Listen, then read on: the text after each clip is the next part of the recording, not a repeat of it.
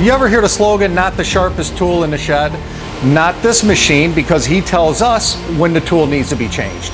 When we're cutting difficult materials such as stainless steel, super high alloys, we utilize the tool life counter on our CNC machine. The machine will tell you when the tool needs to be changed, which is very important because you want to change the tool before it fails, not after it fails. This improves our quality, especially when you have two shifts. When you're running two shifts, the night shift guy does not know when the day shift guy changed the tools. So it is essential that the machine tells you when to change the tool, and your parts will stay in tolerance.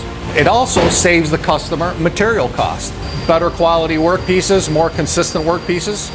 We want to be your source for precision machine parts.